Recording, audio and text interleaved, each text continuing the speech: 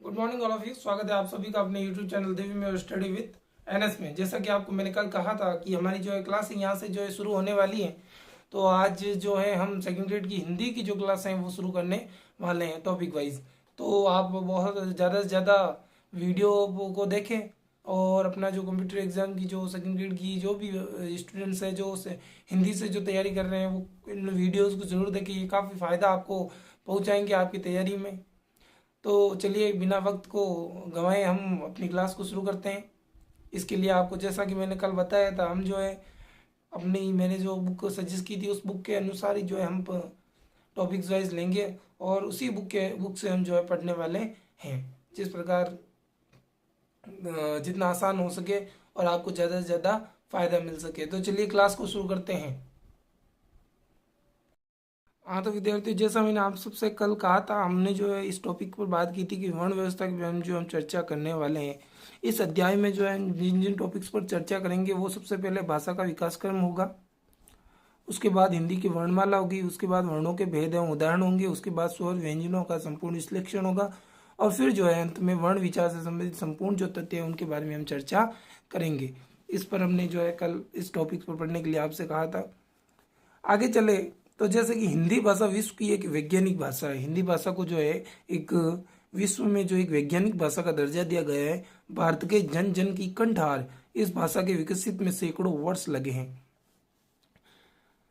भाषा की बात की जाए तो भाषा को जो है विश्व की हमारी जो हिंदी भाषा है उसको विश्व में एक वैज्ञानिक भाषा के रूप में माना जाता है।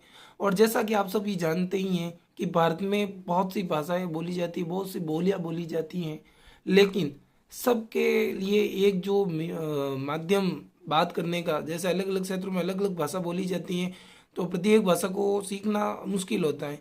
लेकिन एक जो सामान्य भाषा है जिसको हर क्षेत्र में बोला जाता है वो हिंदी है। दूसरे जो है जन जन की कंठहार, यानी गले का जो है कंठ, अपने स्वर जो होते हैं कंठ जो होता है उसका हार कहा जाता है हिंदी भाषा को। और इसके विकास में भी सैकड़ों वर्ष जो है लगे हैं। किसी भी भाषा की गहन जानकारी से पहले उसके विकास क्रम को जानना अत्यंत आवश्यक होता है। आप सभी जानते ही हैं, हम जब पढ़ते हैं तो सबसे पहले जो है वो उसकी उसका विकास, वो विकसित कैसे हुई, उस उन सब चीज़ों पर हम जो है चर्चा करते हैं। तो भाषा का विकास कैसे हुआ इस पर भी हमें चर्चा करनी है। हिंदी भाषा का विकास कैसे हुआ, भाषा विकास क्रम से ही हम ध्वनि, वर्ण, अक्षर, शब्द व वाक्य के मध्य मौलिक संबंधों को जान सकते हैं। किसी भी, जैसा कि हम समझे, उदाहरण देखें कि अगर हम किसी व्यक्ति के बारे में जानना चाहते हैं तो उससे जुड़े हुए लोगों के बारे में भी पता करना पड़ता है कि उसका जन्म कैसे हुआ, कहाँ हुआ, वो क्या कर रहा है। ये जो सारी चीज़ें, इस पर जो है हमें ध्यान देना पड़ता है। तो भाषा में भी हमें अगर भाषा के वर्ण, अक्षर, शब्द, वाक्य के आदि मौलिक जो संबंध होते हैं उन सबको जानना है तो भाषा के विकास क्रम को जो है हमें पढ़ना होगा। तो चलिए, हिंदी भाषा की विकास यात्रा जो है 6 चरणों में हुई है। कितने चरणों में? 6 चरणों में। प्रथम चरण की बात की जाए तो प्रथम चरण में ध्वनि है। ध्वनि अस्पष्ट आवाज क्या होता है, साउंड जो होता है वो अस्पष्ट आवाज होता है। आगे बात करें द्वितीय चरण की तो इसमें भाषा ध्वनि आती है जो अपेक्षाकृत स्पष्ट आवाज। ध्वनि जो है अस्पष्ट आवाज है, लेकिन भाषा ध्वनि जो अपेक्षाकृत स्पष्ट आवाज है।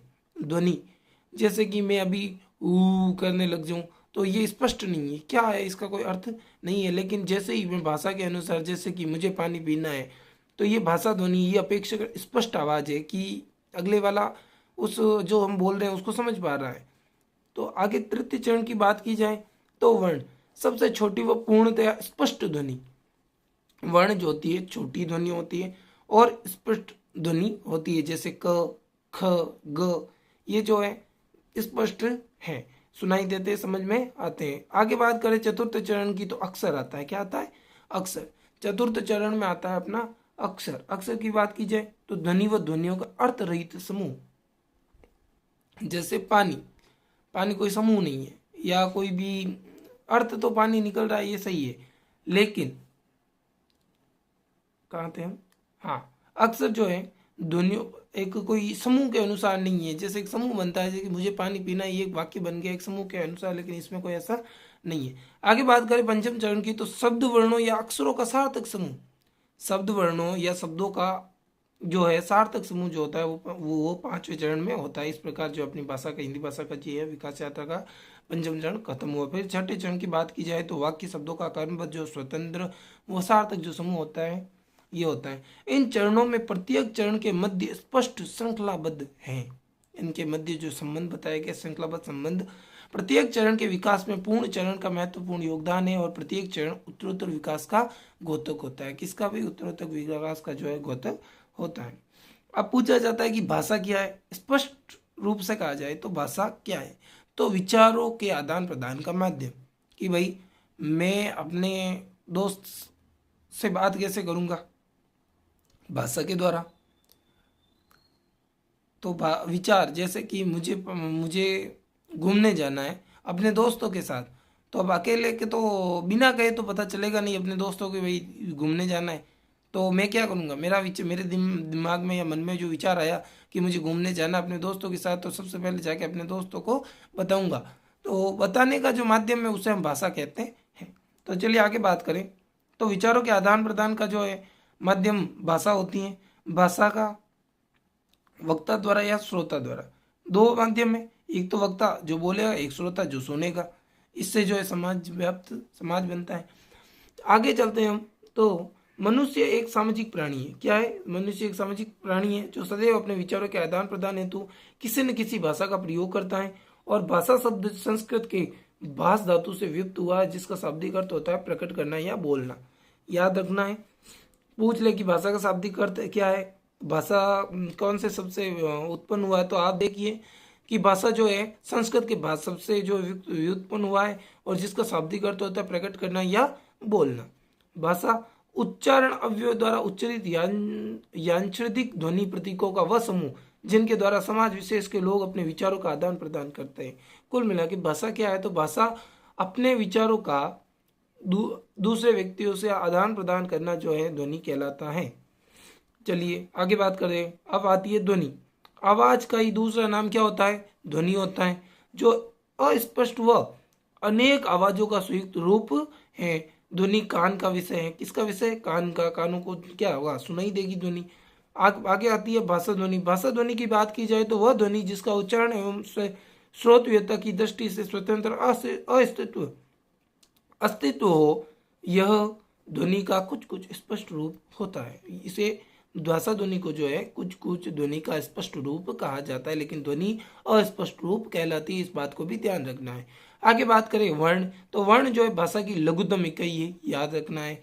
जिसके मूल तो कितने रूप होते हैं? दो रूप। एक तो होता है मौखिक रूप, एक होता है लिखित रूप। मौखिक रूप में वर्ण वह छोटी से छोटी ध्वनि है जिसके टुकड़े संभव न हो, अर्थात खंडेतर ध्वनि है। मौखिक रूप में बात की जाए तो वर्ण वह छोटी से छोटी ध्वनि होती है जिसके टुकड़े नहीं किए जा सकते। लिखित रूप की भाषा बात की जाए तो भाषा के लिखित रूप को या लिपि चिन्हों को वर्ण कहते हैं, अर्थात वर्ण ध्वनि भी है और ध्वनि चिन्ह भी है।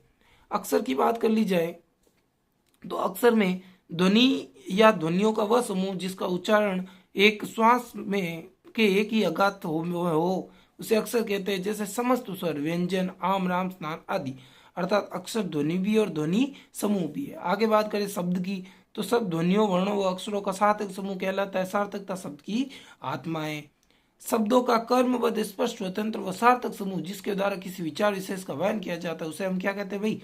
वाक्य कहते हैं। अब वर्ण के भेदों की बात की जाए तो वर्ण के दो भेद है। एक तो स्वर है, एक व्यंजन है। स्वरों की संख्या 11 है, व्यंजनों की संख्या 39 है। आगे बात करें जिन वर्णों का उच्चारण बाधा रहित हो, स्वतंत्र व बाधा रहित उच्चारण, बिना किसी सहायता के उच्चारण, ये तो स्वर है। आगे बात करें जिन वर्णों का उच्चारण बाधा सहित हो, स्वर में तो क्या होगा? बाधा रहित होगी, लेकिन व्यंजन में बाधा सहित होगी। ये स्वतंत्र, तो ये परतंत्र व बाधा सहित उच्चारण होता है। स्वरों की सहायता से ही उच्चारण संभव हुए इनका। चलिए आगे के टॉपिक पर बात करें।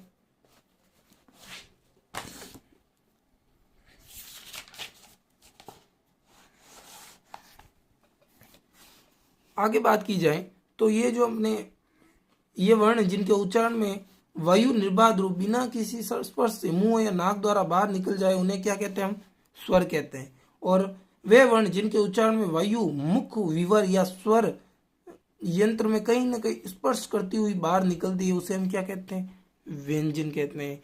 पहले ही बताया था कि इस ये जो है स्वतंत्र रूप से निकलती है, लेकिन तो उसे क्या कहते हैं हम स्वर। और जिसमें बाधा उत्पन्न होती है उसे हम क्या कहते हैं? व्यंजन। फिर आता है अयोगवाह।